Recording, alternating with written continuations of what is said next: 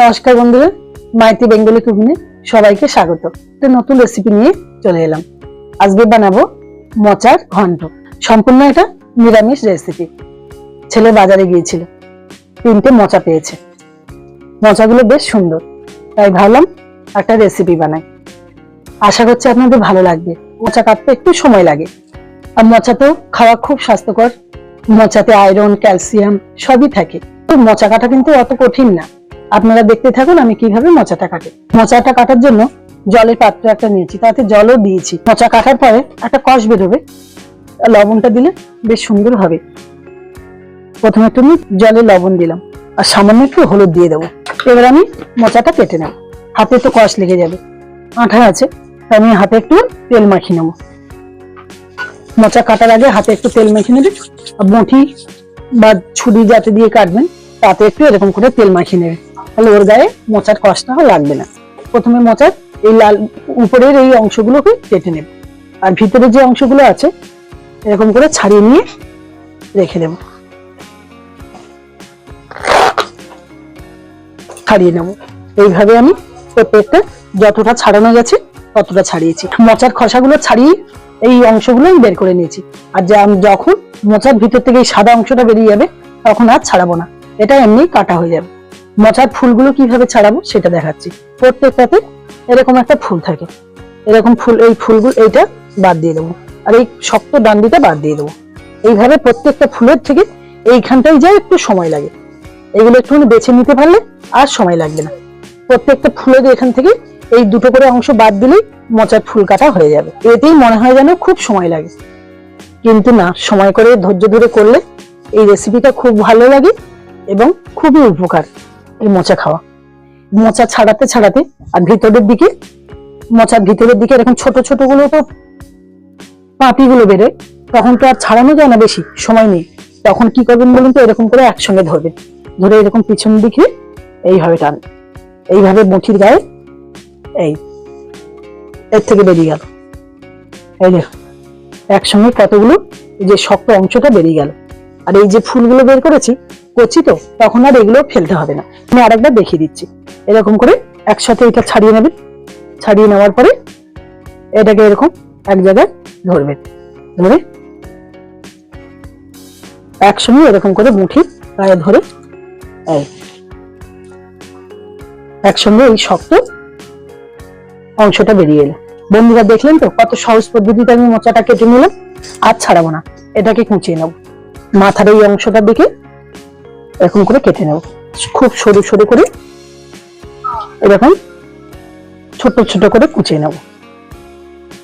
ফুলগুলো কেটে নেব, এরকম একসঙ্গে গোছা করে নিয়েছি। এবারে যতটা সম্ভব ছোট্ট ছোট করে কুচিয়ে নেব। সব মোচাগুলো কেটে এতটা হয়েছে। এবার জল থেকে ছেঁকে ছেঁকে তুলে প্রেসার কুকারে আমি একটু সেদ্ধ করে নেব। প্রেসার কুকারে এটা সেদ্ধ করে নেব। বেশ পরিমাণ মতন জল দিতে হবে।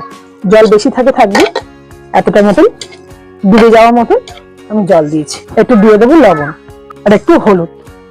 এটা খুন্তি দিয়ে আমি ভালো করে নেড়ে দেবো, বসিয়ে দেবো। মোচা তো সেদ্ধ করতে বসিয়ে দিয়েছি। এবার যা উপকরণ লাগবে সেগুলো আমি এবারে একে একে গুছিয়ে নেব। এই রেসিপিটায় নারকেল কোড়া লাগবে, নারকেল কোড়াও দিতে পারে, আর পিস পিস করে কেটে নিয়েও দিতে পারে। আর এখানে আমি নারকেলটা করবো, কিন্তু নারকেলটা আমার একটু নরম ছিল, আমি ওটা কুড়ে নিতে পারিনি। তাই আমি একটু নারকেল করা হলে খেতেও ভালো লাগে পিস পিস করে দেওয়ার থেকে। আমি নারকেলটা এরকম পিস পিস করে নিয়েছি, নিয়ে আর মিক্সচারে একটু হালকা করে পাক দিয়ে নেব, কিন্তু একদম জল দিইনি। আর নরম নারকেল সেহেতু জল না দিয়ে আমি মিক্সচারে 2 থেকে 3 বার ঘুরিয়ে নিয়েছি। আর দেখুন বেশ সুন্দর, বেশ কোরানোর মতন হয়ে গেছে। আর একটা মূল উপকরণ হচ্ছে গোবিন্দভোগ চাল। গোবিন্দভোগ চালটা আমি এখানে পেস্ট করে নেব। কখন কিভাবে কাজে লাগাবো পরে আমি দেখিয়ে দিচ্ছি। মিহি করে নেব, আর একটু যদি দানা দানা হয়ে থাকে তাতে কিন্তু কোনো অসুবিধা হবে না। আদা আর কাঁচা লঙ্কাটা পেস্ট করে নেব, আর মোট 3টে সিটি মেরে আমি নামিয়ে নেব। জলটা ছেঁকে দেবো এরকম করে। সব উপকরণ জোগাড় করে নিয়েছি। এদিকে আমার মোচাটাও ঠান্ডা হয়ে গেছে। এতে প্রথমে একটু ঘি দেবো, সামান্য একটু সর্ষে তেল দেবো। এবার ঘিয়ের উপরে তেজপাতা আর দিয়ে দেবো গোটা গরম মশলা, 2-3টে এলাচ, লবঙ্গ আর দারচিনি তেলের ঘিয়ের উপরে দিয়ে দেবো। একটু নেড়ে চেড়ে নেবো। তেল এবং ঘিয়ের উপরে কিছুটা নারকেল কোড়া দিয়ে দেবো। নারকেলটা দেখুন হালকা হালকা লাল হয়ে এসছে। আদা আর কাঁচা লঙ্কা বাটা, আদা আর কাঁচা লঙ্কার কাঁচা গন্ধটা চলে গেছে। হলুদ গুঁড়ো, ধনে গুঁড়ো, জিরে গুঁড়ো, ঝালের জন্য দিয়ে দেবো লাল লঙ্কার গুঁড়ো। গ্যাসের ফ্লেমটা লো করে রেখেছি। আস্তে আস্তে সমস্ত মশলাগুলো একসাথে মিশিয়ে নেবো। তো মাঝারি সাইজে টমেটো কুচিয়ে রেখেছিলাম, টমেটোটা দিয়ে দেবো। এবং টমেটোটা তাড়াতাড়ি সেদ্ধ হয়ে যাবে। লবণ, সামান্য একটু জল দিয়ে দিচ্ছি। টমেটোটা সেদ্ধ হতে হতে এদিকে আমি আলু কেটে রেখেছিলাম, আলুটা আমি ওর মধ্যে দিয়ে দেবো। আপনারা যদি মনে করেন আলুটা আগে ভেজে তুলে রাখবেন তাও কিন্তু হবে, কিন্তু আমি এখানে তাড়াতাড়ি সময় কম লাগবে বলে আমি আলুটাও একসঙ্গে দিয়ে দিচ্ছি। আলুটা সেদ্ধ হতে হতে টমেটোটাও গলে যাবে। ফ্লেমটা লো করে রেখে দিয়ে আমি একটা এখানে ঢাকা দিয়ে দেবো। মোচার ভিতরে একটু জল আছে, আমি এরকম হাত দিয়ে, ঠান্ডা হয়ে গেছে, আমি হাত দিয়ে জলটা নিংড়ে ফেলে নেবো। এরকম করে বের করে নেবো। জল নিংড়ে নিয়ে মোচাটাকে এরকম হাত দিয়ে আমি একটুখানি ম্যাশ করে নেবো। আর মশলা তো একসাথেই কষে নিয়েছি, আর আলুটা বেশ অনেকটাই সেদ্ধ হয়ে গেছে। এত সুন্দর গন্ধ বেরিয়েছে, অনেক দূরেই গন্ধটা ছড়িয়ে যাচ্ছে। যেহেতু উত্তরে বাতাস, আর আমার তো সব জায়দের একসাথে অনেক যায় আমরা, আর জায়গা বলছে যে কি রান্না করছিস, এত সুন্দর একটা সেন্ট আসছে। আমি বললাম যে এরকম মোচা রান্না করছি, সুন্দর একটা সেন্ট আসছে। এই উপকরণগুলো দিয়ে রান্না করলে আপনারা এই গন্ধটাও পাবেন। মশলাটা আমার কষানো হয়ে গেছে, আলু আর মশলা। এবার আমি মোচাটা দিয়ে দেবো, ভালো করে মিশিয়ে নিই, বাদ বাকি অংশটা দিয়ে দেবো আবার। বন্ধুরা, যে অবধি রান্নাটা করলাম বা আপনারা যে অবধি রান্নাটা দেখলেন, একদম খুব সহজ না, তাড়াতাড়ি হয়ে যায়। সে উপকরণ তো সবারই বাড়িতে থাকে, মোচাটা শুধু আনার অপেক্ষায়। আপনারা অবশ্যই এটা বানিয়ে নেবেন এই মরশুমে। সমস্ত মশলার সাথে মিশিয়ে দিয়ে আর ঢাকা দিয়ে রেখেছিলাম, আর দেখুন অল্প অল্প জল জল বেরিয়েছে। তারপরে যখন অনেকক্ষণ পরে যখন খাচ্ছি তখন বেশ একটু জল জলের মতো, সেই জল জলের ভাবটা যাতে না কেটে বেরিয়ে, ওই জন্য সেই বেটে রেখেছিলাম না গোবিন্দভোগ চাল, এই সময় ওটা দেব। এই চালটা দিলে ওই জলের অংশটা আর বেরোবে না। পেস্টটা দিয়ে দেবো, ভালো করে মিশিয়ে নেবো। এটা তো বেশ হয়েই গেছে। আমার যে নারকেল কোড়াটা রেখেছিলাম, এই নারকেল কোড়াটা উপর থেকে দিয়ে দেবো। লক্ষ্য করে দেখুন, সেই একটা জল জলে ভাব সেটা কিন্তু আর নেই। নিরামিষ রেসিপি, একটু সামান্য একটু মিষ্টি দিলেই ভালো লাগে, তাই আমি একটু মোচাতে মিষ্টি দেব।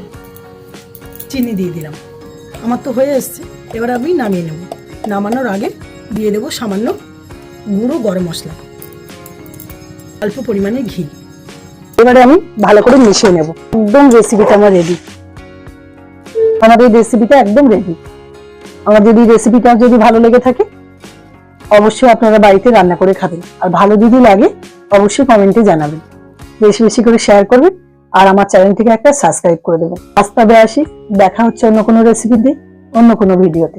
গন্ধ তো খুব বেরোচ্ছে, খুব সুন্দর। তাহলে একটু টেস্ট করে দেখি কেমন হচ্ছে এই রান্নাটা। বন্ধুরা, সত্যি নিরামিষ হলে কি হবে, খুব সুন্দর টেস্ট হয়েছে। অনেকেই হয়তো ভাববে রান্না করলে যে রান্না করে তার কি খারাপ লাগে। না, আমি সত্যি যেটা সত্যি সেটাই বলি, আর সেটাই বলছি। খুব সুন্দর হয়েছে। এইভাবে আপনারা বাড়িতে রান্না করে খাবেন। সবাই ভালো থাকবেন, সুস্থ থাকবেন। টাটা।